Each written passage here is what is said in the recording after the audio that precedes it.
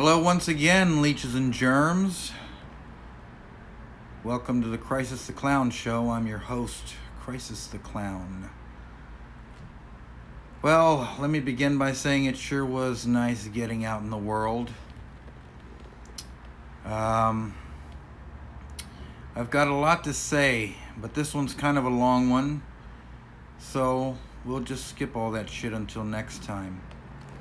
For now, I'm going to read one from February 10th, 2018. It's called Change of Plans, and I've edited a few parts out because everybody has such a low attention span. So, without further ado, let's get to reading this shit. Change of plans. I had one piece of art in a group show tonight in Pomona. My ride fell through and couldn't make it. Walls closing in, I stepped out for a bit, walking west down Sunset Boulevard. Other than that, I'm heading nowhere. Maybe I'll go to a bar and not mingle as usual, wasting what few bucks I have on cheap beer and even cheaper whiskey. A young woman leans against a pole at the bus stop, bundled up in microfiber blanket, cuddled next to a plastic suitcase, her only friend. The thought comes over me that tomorrow might be the same long day for her as it was today. That probably goes for most of us, doesn't it? Whatever situation, high or low, the days always seem long. How unfortunate. I'm buzzing, floating over these sticky streets. I downed a few shots of tequila before leaving my apartment. Didn't want to leave in the first place. What a bunch of bullshit to walk alone indefinitely. Once there were two as one, and now there's this. Drunken footsteps of uncertainty. An idiot howling on a moonless night. Liver saturated with sorrow. Blackened lungs of poor choices.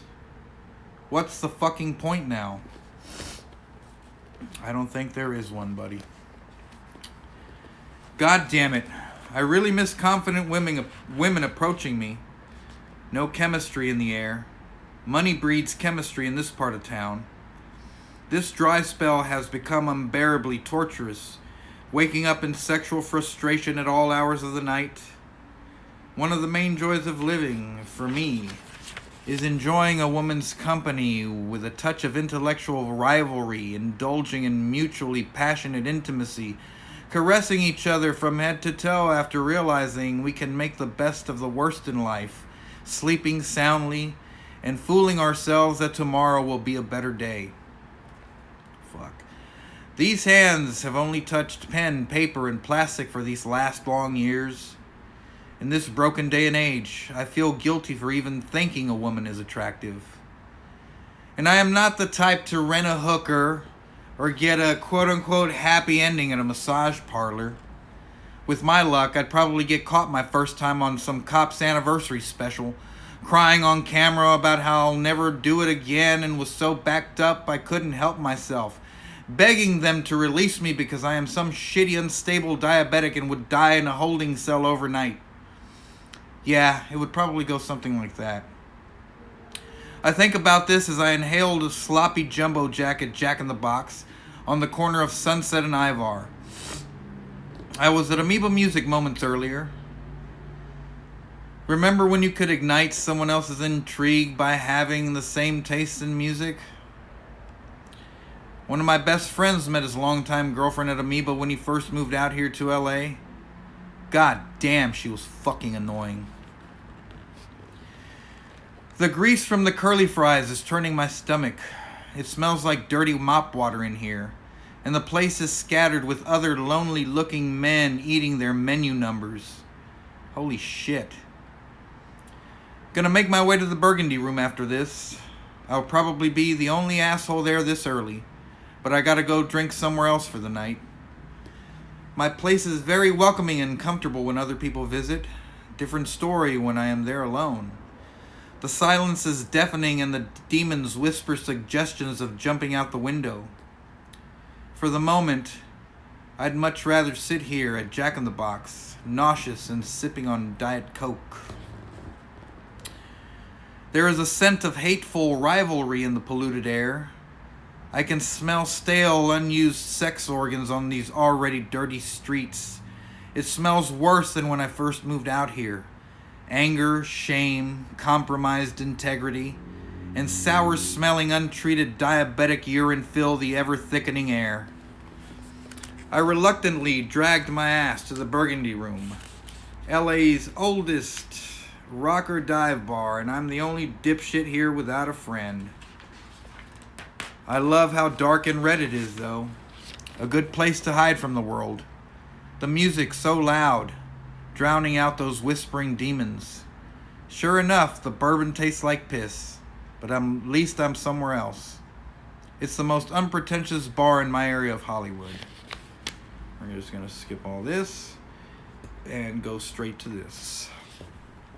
Thoughts run empty, just enjoying the vibe. Gotta get my $20 worth of atmosphere. There is an art show happening at the gallery next door to the bar. I noticed the work of an artist I was once billed with in my very first group show in LA. And though the vibe is good, I overhear random people talking about their addictions and midnight mishaps.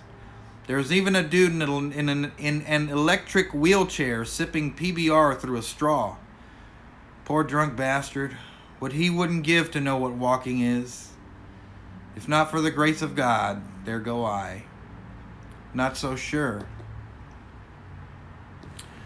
On the caged patio of the bar, pulling a drag from my one-hitter as I stare into that gallery called the Door Gallery, I realized how much interest I have lost in art. Fuck this place. I'm out. Gonna polish off the rest of that tequila my friend and his cousin left at my place last night.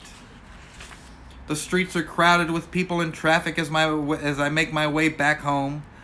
There's a chill in the air that feels like rain but not a cloud in the sky. The stars aren't even out tonight. Another loveless, boring evening. The same crazies talking loudly to themselves, angrily recounting dead dreams and clogging gated sewers on every corner. I pass by another bar on the way home, but see no point in going in.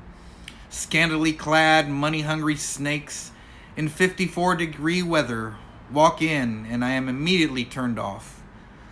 I walk across the overpass on the 101 and wonder why I just don't jump into oncoming traffic, being that it's so easy to climb over that chicken wire fence.